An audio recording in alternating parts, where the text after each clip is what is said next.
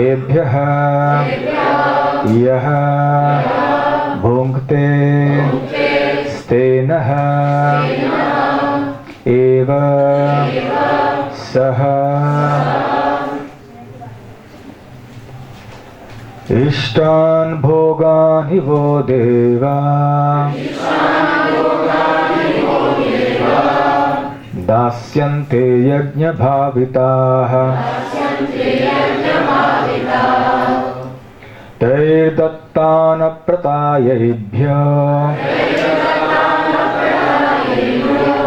यो भुङ्क्ते स्तेन एव सः इष्टान् भोगान् हि वो देवा दास्यन्ते यज्ञभाविताः तैर्दत्तानप्रदायैभ्यो यो भुङ्क्ते स्तेन एव सः इष्टान् भोगान् हि वो देवा दास्यन्ते यज्ञभाविताः तैर्दत्तानप्रदायैभ्यो यो भुङ्क्ते स्तेन एव सः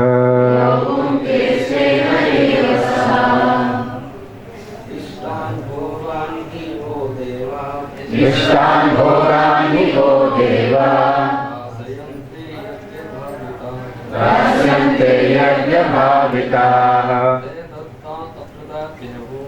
तैर्दत्तानप्रदायैभ्यो यो भुङ्क्ते स्तेन एव सः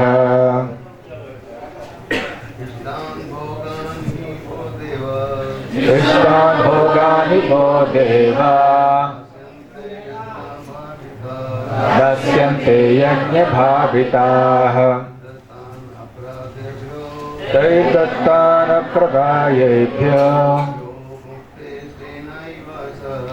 यो भुङ्क्ते स्तेन एव सः इष्टान् भोगान् हि वो देवा दास्यन्ते यज्ञभाविताः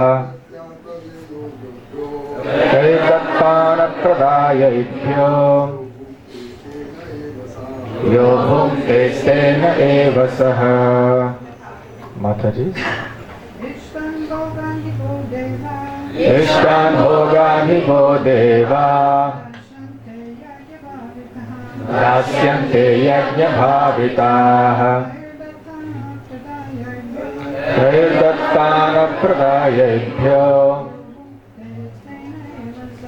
यो भुङ्क्ते स्तेन एव सः इष्टान् भोगान् हि वो देवा इष्टान् भोगान् हि वो देवा दास्यन्ते यज्ञभाविताः तैर्दत्तानप्रदायैभ्यो यो भुङ्क्ते स्तेन एव सः इष्टान् भोगान् हि वो देवा इष्टान् भोगान् हि वो देवा दास्यन्ते यज्ञभाविताः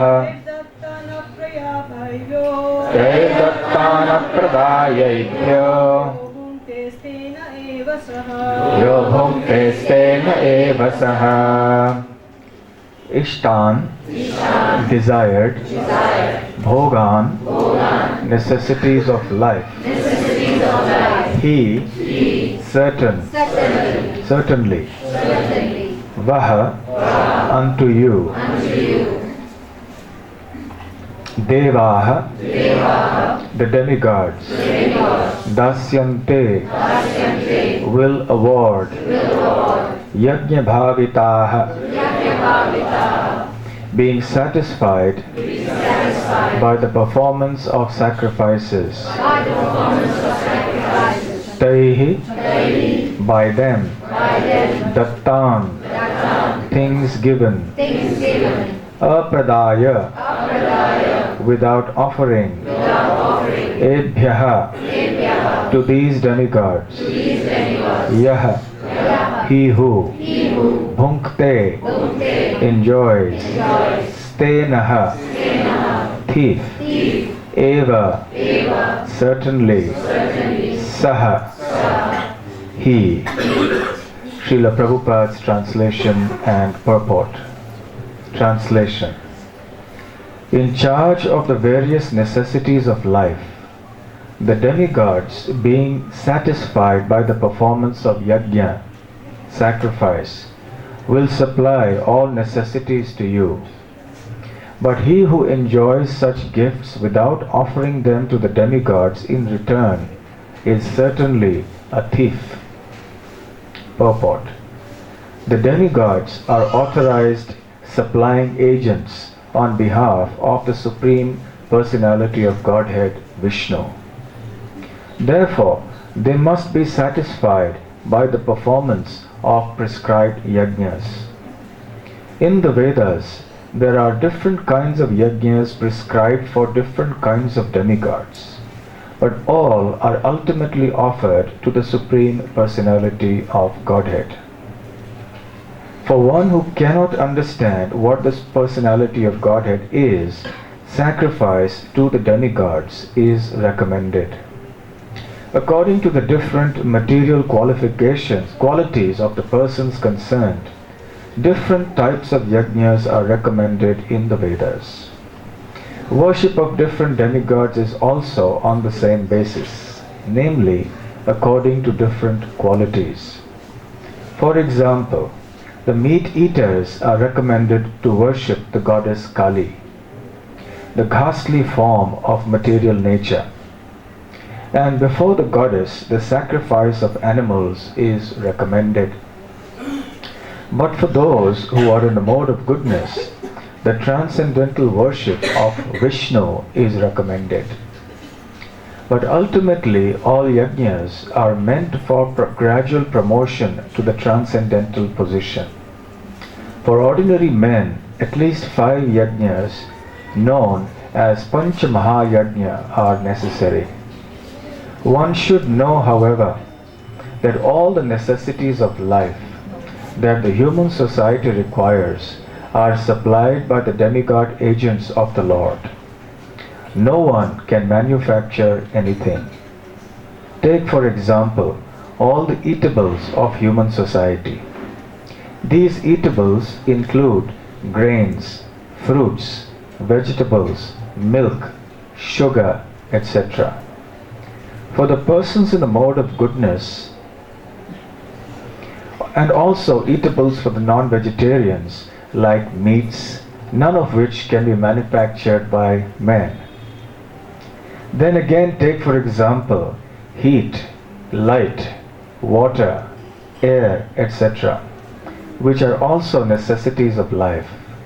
None of them can be manufactured by the human society. Without the Supreme Lord, there can be no profuse sunlight, moonlight, rainfall, breeze, etc., without which no one can live. Obviously, our life is dependent on supplies from the Lord. Even for our manufacturing enterprises, we require so many raw materials like metal, sulfur, mercury, manganese, and so many essentials, all of which are supplied by the agents of the Lord, with the purpose that we should make proper use of them to keep ourselves fit and healthy for the purpose of self-realization, leading to the ultimate goal of life, namely liberation from the material struggle for existence.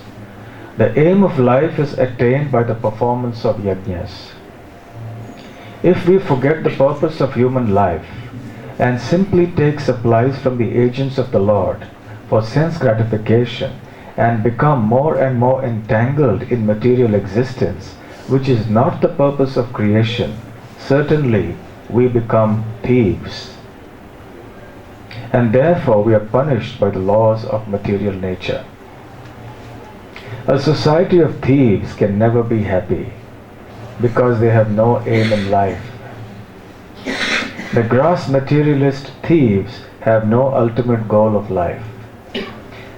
They are simply directed to sense gratification. Nor do they have knowledge of how to perform yajnas. Lord Chaitanya, however, inaugurated the earliest performance of yajna, namely the Sankirtan yajna, which can be performed by anyone in the world who accepts the principles of Krishna consciousness.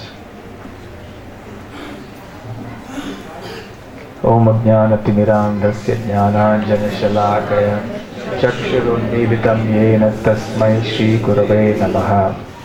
Shri Chaitanya Manobhishtam Sthapitam Yena Bhutale Swayam Rupa Kada Mahyam Dadati Svapadantikam Vandeham Shri Guru Shri Yutapada Kamalam Shri Gurun Vaishnavamscha Shri Rupam Sagrajatam Sahagana Raghunathan Vitam Tam Sajivam Sadvaitam Savadhutam Parijana Sahitam Krishna Chaitanya Devam Shri Radha Krishna Padang Sahagana Lalita Shri Vishakhan Vitamscha Nama Om Vishnu Padaya Krishna Presthaya Bhutale He Bhakti Vedanta Swamin Nitinamine Namaste Saraswate Deve Gauravani Pracharine Shunyavadi Paschatya Deshatarine Vancha Kalpatarubhyascha Kripa Sindhubhya Evacha Patitanam Pavanebhyo Vaishnavebhyo Namo Namaha.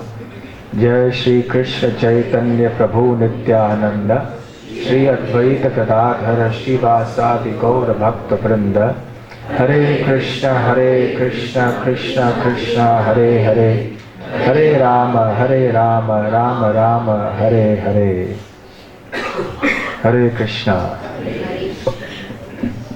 As I was reading this purport, I was thinking how each line or each sentence that Srila Prabhupada mentions here is like a sutra in and of itself. It's like a program for the whole world.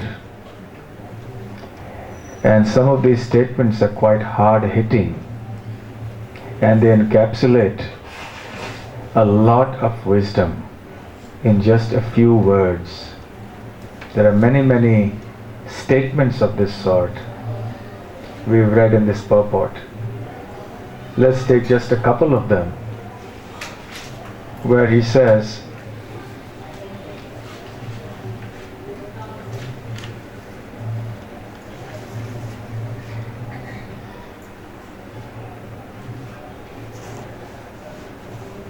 one should know, however, that all the necessities of life that the human society requires are supplied by the demigod agents of the Lord. No one can manufacture anything. Or, he says, the demigods are authorized supplying agents on behalf of the Supreme Personality of Godhead. A society of thieves can... All glory is the demigods. Sorry? All glory is the demigods. Yes, we'll come to that. A society of thieves can never be happy because they have no aim in life. So Prabhupada is calling the world a society of thieves. Not a very pleasant thing, and no one likes to be called a thief. But indeed, that's what the world, that's what we all are in the world, unless we recognize certain very basic principles of reality. Many of you seem to be from India, and you are probably familiar that nowadays in India there's a lot of talk going on about corruption. It's the talk of the country. The political, social, economic situation is saturated with talks about corruption and so on and so forth. And a lot of the politics is now centered around this one topic of corruption. Now, what is corruption? What is dishonesty?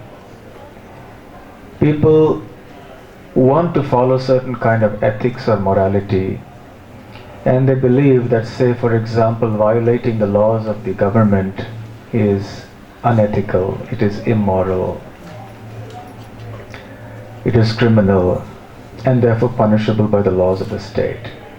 Stealing from another person is something that's wrong.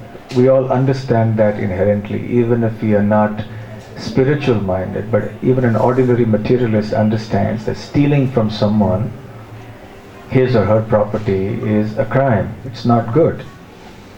So those who are mundane moralists, they are very concerned about corruption, and naturally every right-thinking person should be concerned about corruption, undoubtedly.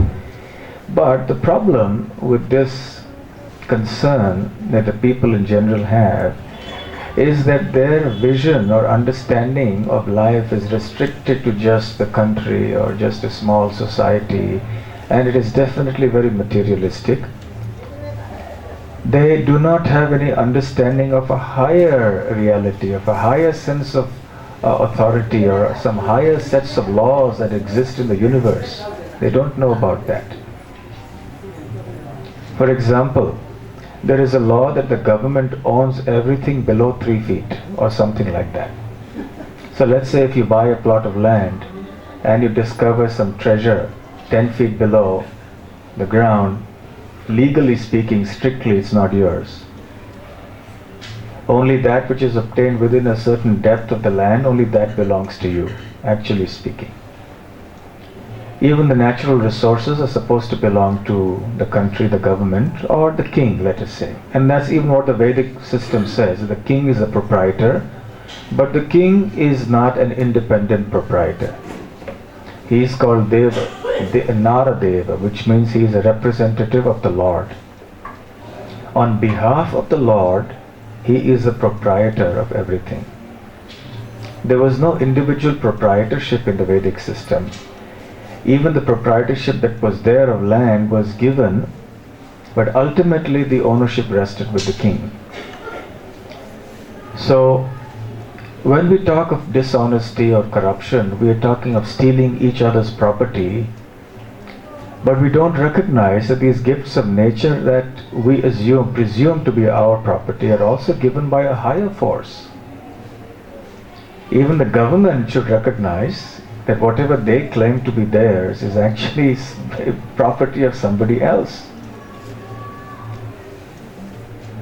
Srila Prabhupada here speaks about how even our manufacturing industries depend on the gifts of nature.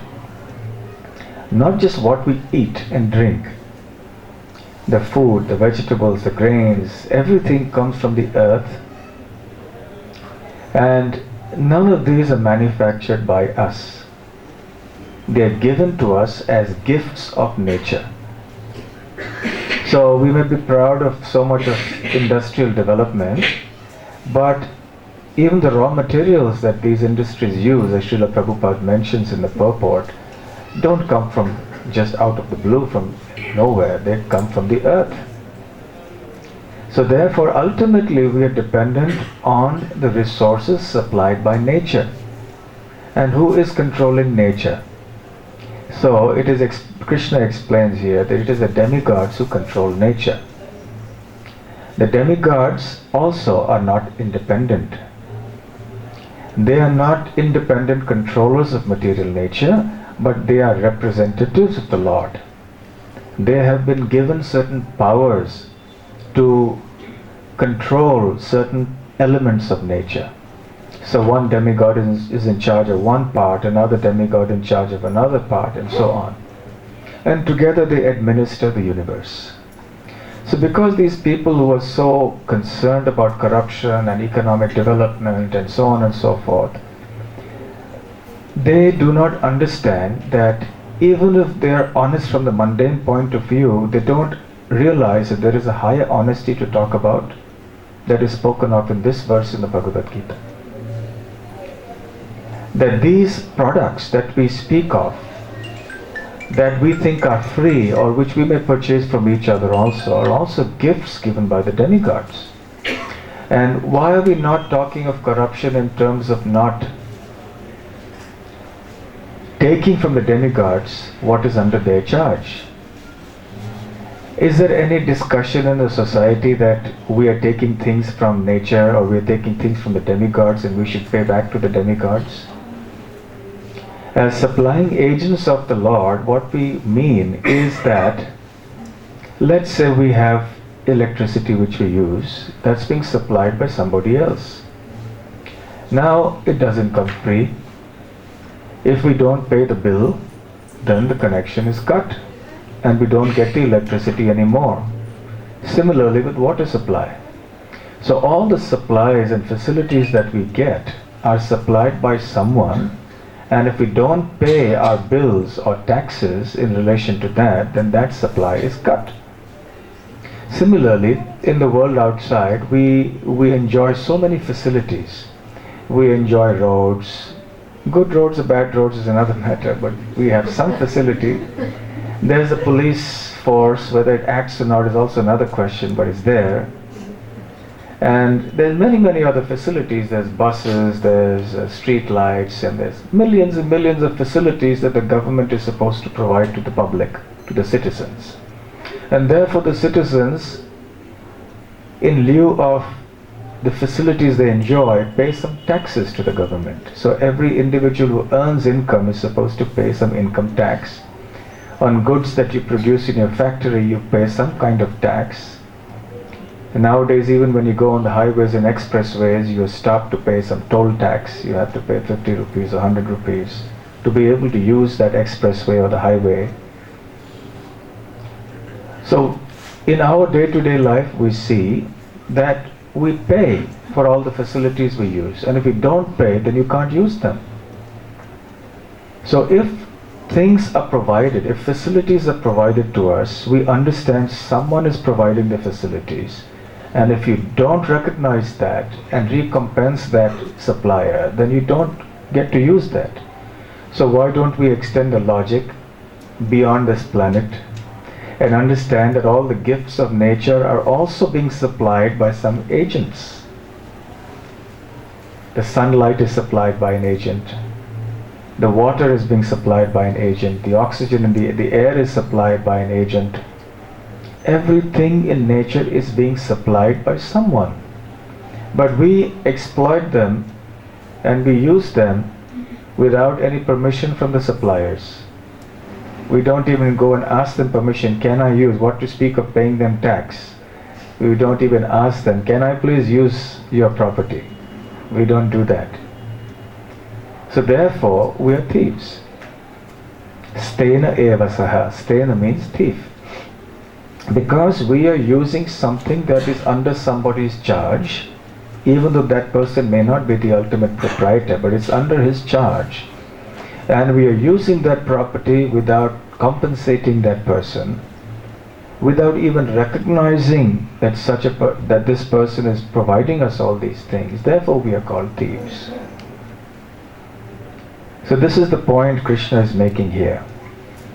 That if you want to use what we consider as the necessities of life, then you have to reciprocate with those who provide these necessities, and these are the demigods. So in the very first line here, Prabhupada says, the demigods are authorized supplying agents on behalf of the Supreme Personality of Godhead. And there's millions of them, and each of them has their own ministry. So you could compare the universal administration to the government of a country. Every country has a king or a president or a prime minister or some form of government. And then that person who's the head of state doesn't act alone. Let's assume for simplicity that there is a king and he's an absolute monarch. But still he would have ministers. Still he would distribute the responsibilities among various people he trusts and who are qualified to do the job. So similarly, Krishna engages various qualified, pious individuals to perform services on his behalf.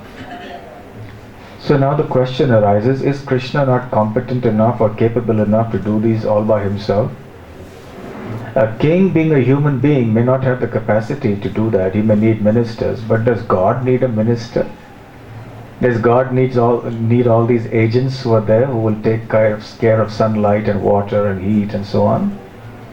The answer is that of course God doesn't need anything or anyone, but He's very kind to His devotees. The demigods are His devotees. Not all of them are pure devotees. Some of them are pure devotees, but most of them have material desires mixed with their desire to serve the Lord. And that material desire is that they want opulence, they want power, they want prestige, they want position, they want some higher material enjoyment along with their devotional service. So Krishna says, all right, I'll give you a very high position. You can become Indra, you can become this and you can become that. Provided, of course, you deserve it. In other words, that person must have had a sufficient stock of piety. Without piety, no one can become a demigod. And when that piety is exhausted by enjoying heavenly life, then one comes back to this earth planet. Kshirnihe punyamartya lokam vishanti, Krishna says in the Bhagavad Gita. So therefore, when these demigods are appointed to these positions, they are also empowered by the Lord. They are given a chance to serve the Lord. Because they want to serve the Lord and still and yet enjoy certain material opulences, so therefore Krishna gives them these positions. Not because Krishna needs them to do it, but because these devotees, they need it. For example, we all need service, devotional service, yes? Some form of service. Everybody needs some service. Whether it's making garlands or whether it's administering the temple or whatever it may be. Krishna doesn't really need our service, but we need to serve Krishna. It is our need. Krishna has plenty of servants in the material world as well as in the spiritual world. So similarly, He doesn't need the demigods, but the demigods need to serve. They need that position. So Krishna engages them in that way. And for people who are therefore dishonest, the demigods withdraw that supply sometimes. So what are these natural calamities that we see happening so frequently on this earth planet? Earthquakes, tsunamis, floods, droughts, famines. So many forms of natural disasters happen. So these are basically disturbances caused because of stealing and various other forms of sinful activity that we do. By stealing, we mean not just stealing from each other, but also stealing from the demigods, what is under their jurisdiction. And we're not giving them anything in return. We're just grabbing things and not recognizing that these demigods are meant to be compensated. Because the demigods also need some salary. So their salary is the yajnas that we perform. So this is called karma kanda. This is not the goal of life. In this chapter, the third chapter of the Bhagavad Gita, from text 3 to 8, Krishna has spoken about nishkama karma, which means that karma which is performed without any desire for enjoying the fruits of one's action. Selflessly performed activities. However, one who performs nishkama karma may not necessarily know that there is a Supreme Personality of Godhead to whom or for whose pleasure these activities must be performed. The nishkama karmi simply performs actions out of detachment, and he has some sense of knowledge, but doesn't have ultimately the knowledge of the Supreme Personality of Godhead. And therefore, when the nishkam karmi comes to the point of understanding that I have to serve the Supreme Lord, I have to work for His pleasure, then he begins to come into the realm of Bhakti Yoga. Now this is the borderline. He's just begun from Karma Yoga. He's coming to Bhakti Yoga now gradually. And then he begins to offer everything for Krishna's pleasure. So that's the 9th verse. Yajñarthat karmanonyatra lokoyam karma bandhanah tadartham karma kaunteya mukta sangha samachara. Where all actions must be performed for the pleasure of Vishnu or Krishna, otherwise they are causes of bondage. This is what Krishna explains. Now what about those who can't perform nishkama karma? Who don't have the detachment, who don't have the knowledge to perform actions in a detached spirit, who do not want to please the Supreme Personality of Godhead. So then Krishna has devised another program for them, and that is the Karma Kanda program. And therefore from text 10 to 17, Krishna, or 16, Krishna is going to speak about Karma Kanda and how it will gradually lead to Karma Yoga. So Karma Kanda is that section of the Vedas in which those who are materialistic, those who wish to fulfill certain material desires, can, through the agency of the Vedas, fulfill those desires in a legitimate way. So for attaining one particular desire, there is a program that's outlined. Perform this sacrifice for pleasing such and such demigod and so on. So for fulfilling their numerous desires, they do these different kinds of yajnas and sacrifices. This is called Deva Yajna. So this is Karma Kanda. So what is being spoken about here is Karma Kanda in this section. At the same time, we must note that Krishna doesn't simply talk about Karma Kanda here. He has also given us the background that even if one is working with some materialistic intention and one worships the demigods, ultimately it must be done for the pleasure of Vishnu or Krishna. So, for those who are concerned about corruption and dishonesty in public life, we must at least come to the higher platform of accepting and recognizing the demigods and following the principles of the previous verse and this one, and performing some karma kanda so that we can at least recognize that they have supplied us so many things that are valuable for us. So that is where basic human life begins. Karma kanda is actually the beginning of human life. Because even though we may not directly be worshipping the Supreme Personality of Godhead, at least we are recognizing a higher authority, a bona fide authority. We are not acting whimsically, we are not acting as thieves. So therefore that's the beginning of true civilization. A society of thieves, and that's what Prabhupada calls it here. Can we call it a civilized society? No. If everybody in the kingdom is a thief, can you call it a civilized society? Just imagine a kingdom where everybody is a thief. But that's exactly what we see in this world. Everybody is a thief because nobody is recognizing some higher authority. And it can't be a randomly selected higher authority. It must be an authority who's selected by the Lord. Because the demigods are selected by the Lord, so they're bona fide. So those who are concerned about corruption, yes, why don't you consider that you're also corrupt, even if you're honest in terms of not breaking the laws of the government, but you are corrupt and dishonest because you're not accepting the authority of the demigods. You are stealing from them what is in their jurisdiction. So you are dishonest, you are still corrupt. But then, even if one is following the process of karma kanda and not recognizing that behind the demigods there is someone who's superior, in fact supreme, even then one is not fully very honest. So the highest morality, the highest honesty is to recognize that the Supreme Personality of Godhead Krishna is the ultimate source of everything. He is a source of the power that the demigods have to supply us all the necessities of life. If Krishna takes away the power of the demigods, then they will not be able to supply us what we want.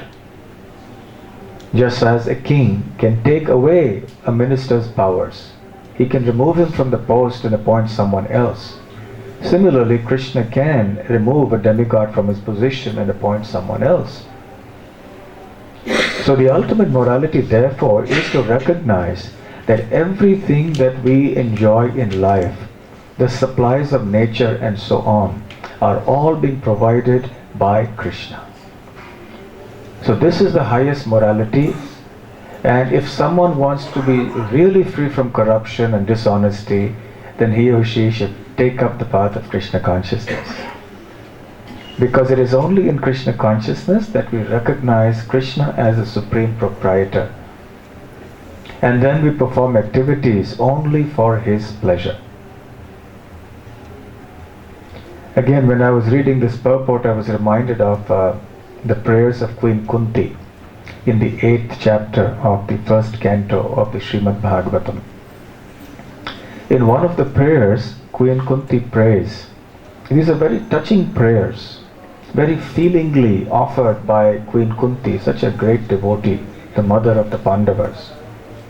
And in this verse, she prays, as Krishna is about to leave Hastinapur back to go to Dwarka. She says, Ime janapadaha sfriddha supakvaushati viruthaha vanadri nadyutan manto yedhante tava vikshitaihi. She says that just see everything here, everything that we see around us. Janapada refers to the cities, the towns, the villages, etc. So all these cities and towns and villages are flourishing. Sfriddha refers to the fact that they are all flourishing. Why are they flourishing? Because they are abundantly filled with herbs and grains and vegetables and so on. Nature's supplies are bountifully available in every city, town and village. Supakva means ripe, mature. Aushadhi means the herbs, and Virudha refers to vegetables. So grains, vegetables, fruits, everything that we need is available in plenty. Vanadri nadyudan manto. Vana, the forests are full of trees with all kinds of supplies of fruits and everything. The Adri, the hills and mountains, they provide us all kinds of minerals, and they generate the rivers which provide us with water and many other precious substances. Nadi and Udanmantaha, the oceans are also full of pearls and many other valuable things. In this way, nature is supplying everything to us, and we are very, very prosperous. And Krishna, that is only because Tava Vikshitai, because of your merciful glance. So Kunti Maharani's conclusion is that all opulences in nature are provided by Krishna. And we are dependent on natural opulences for our prosperity and indeed for our survival. And such things are possible only by Krishna's mercy. The demigods are actually merely agents, as we have heard. So therefore, if we can directly serve Krishna and please him and obtain his mercy, there will be no shortage of any kind. Srila Bhakti Siddhanta Saraswati Thakur used to say, people are always talking of shortage of this and shortage of that, but actually there is shortage of only one thing, and that is Krishna consciousness. If there is Krishna consciousness, then nature will automatically supply everything that we need. Now, I thought that the best thing I could do, because it's so much in tune with this verse, is to read Srila Prabhupada's purport of that one verse that Kunti Maharani says.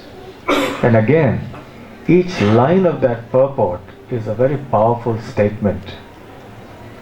It's text 40 of Canto 1, Chapter 8, Prayers by Queen Kunti. So please note every sentence, like a sutra in itself. Quote, human prosperity flourishes by natural gifts and not by gigantic industrial enterprises. Boom. One powerful statement. That's it. It's a very deep statement. You can have a whole series of discussion just on this one line. Human prosperity flourishes by natural gifts and not by gigantic industrial enterprises. And these gifts of nature are supplied by whom? That's what the Bhagavad Gita verse we're talking about. The demigods are giving it, but the demigods can give it because Krishna has empowered them, and these gifts are actually the property of Krishna.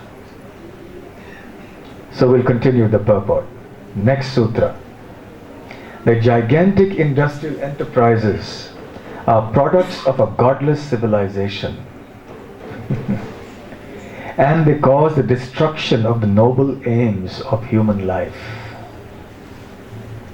The more we go on increasing such troublesome industries to squeeze out the vital energy of the human being, the more there will be unrest and dissatisfaction of the people in general. Although a few only can live lavishly by exploitation. Is Karl Marx hearing anywhere? Somewhere? The natural gifts such as grains and vegetables, fruits, rivers, the hills of jewels and minerals, and the seas full of pearls are supplied by the order of the Supreme, and as He desires. Material nature produces them in abundance or restricts them at times. The natural law is that the human being may take advantage of these godly gifts by nature and satisfactorily flourish on them without being captivated by the exploitative motive of lording it over material nature. The more we attempt to exploit material nature according to our whims of enjoyment, the more we shall become entrapped by the reactions of such exploitative attempts. If we have sufficient grains, fruits, vegetables, and herbs, then what is the necessity of running a slaughterhouse and killing poor animals? A man need not kill an animal if he has sufficient grains and vegetables to eat. The flow of river waters fertilizes the fields, and there is more than what we need. Minerals are produced in the hills, and the jewels in the ocean. If the human civilization has sufficient grains, minerals, jewels, water, milk, etc., then why should it hanker after terrible industrial enterprises at the cost of the labor of some unfortunate men? But all these natural gifts are dependent on the mercy of the Lord. What we need, therefore, is to be obedient to the laws of the Lord and achieve the perfection of human life by devotional service. The indications of Kunti Devi are just to the point. She desires that God's mercy may be bestowed upon them so that natural prosperity be maintained by His grace. It's one of my favorite purports. Such a powerful, eloquent, concise purport. Each line is full of so much wisdom. Sociologists and economists and political leaders and so on should study this purport to know how to run their kingdoms and their states and so on. So therefore here, from the Bhagavad Gita verse we can understand we have to recognize the demigods, but the higher principle that Prabhupada is talking about is therefore not just to recognize the demigods, but to recognize Krishna as the Lord of the demigods and to become devotees of Krishna and to strive for receiving the mercy of Krishna. Then all these natural necessities of life, which Prabhupada calls godly gifts of nature. So heat, light, water, air, they are godly, Prabhupada says. Why are they godly? Because they are owned by the Supreme Lord. They are the property of the Supreme Lord. So therefore nature is divine. when we see the connection to Krishna. So Prabhupada's term, godly gifts of nature, says it all. So we accept these gifts with a very grateful heart, understanding that these have been provided for our survival by Krishna, out of His mercy. So if we all dedicate our lives to please and serve and love Lord Krishna, Krishna will be pleased upon us, cast His merciful glance upon us, tava vikshitaihi, and then everything that we desire, all the godly necessities of life or the gifts of nature will be amply provided. There will be no need for slaughterhouses, for big polluting industries, for exploitation of different people. It's somewhat like communism, because Prabhupada is speaking. So therefore Prabhupada said, yes, it's called spiritual communism. Dialectic spiritualism. For those of you who are more familiar with political ideologies, the communists call it dialectical materialism. But Prabhupada's philosophy says dialectic spiritualism. Otherwise, it's all a form of exploitation. There was one political leader who made a very smart quip. I don't quite remember who it was. But the quote goes as follows. Communism, or no, capitalism is the opposite of communism. In communism, man exploits man, and in capitalism, it's the reverse. Did you get it? How many of you got it? Raise your hand.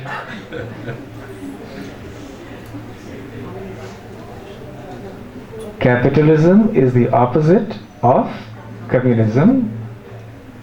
In communism, man exploits man.